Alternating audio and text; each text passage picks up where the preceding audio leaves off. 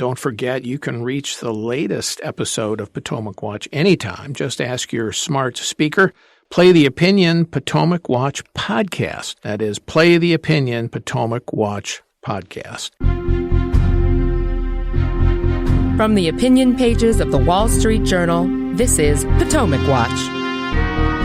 Welcome back. I'm Paul Gigot on Potomac Watch with Kyle Peterson and Barton Swaim. I do want to cite the fellow I mentioned earlier, Roy Teixeira, who works for the American Enterprise Institute these days as a scholar. He wrote a book some years ago about the emerging Democratic majority, which he has acknowledged turned out not to be true. He writes for something called the Liberal Patriot, which is a Substack column, and he has a piece here after the election in which the headline is the shattering of the Democratic coalition. It's time to face the facts. And here's a quote from it. There is a simple and painful reason the Democrats lost. The Democrats really are no longer the party of the common man and woman. The priorities and values that dominate the party today are instead those of educated liberal America, which only partially overlap and sometimes not at all with those of ordinary Americans. And quote, this is a man of the left, Kyle. This is not the conservative editorial page of the Wall Street Journal talking. And I think that is a very persuasive diagnosis of what happened in this election. There's definitely something to it. Kamala Harris winning 55% of college graduates, Donald Trump winning 56%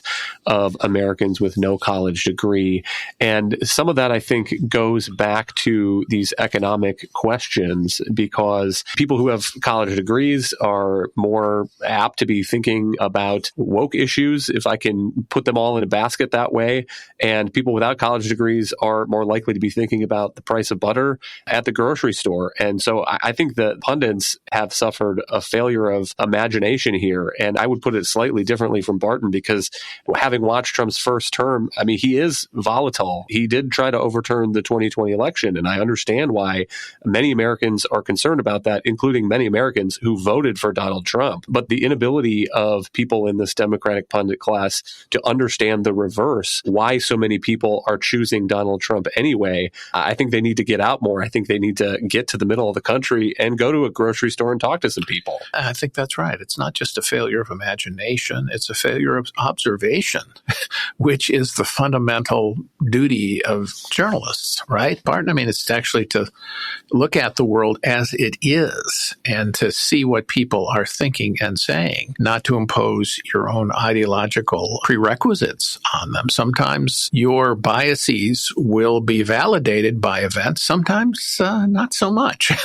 And you've got to see what is actually happening and what people think. And if that happens for Democrats and their colleagues on the media left, they have to break out of the conformity which has so dominated their thinking over the last 8 or 9 years since Donald Trump took that escalator down in particular. I mean, they always had an element of conformity, but it's simply been overwhelming in these last 9 years. You got the last word, Barton. Yeah, that's exactly right. I hope we're not subjected to another round of let's send a reporter down to some diners in West Virginia and find out why they're so racist.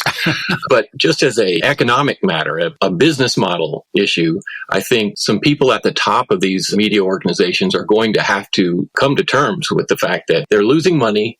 They are losing total credibility. And we see some of this happening at the Washington Post with Jeff Bezos saying, look, you've got to get rid of some of these ideological cranks.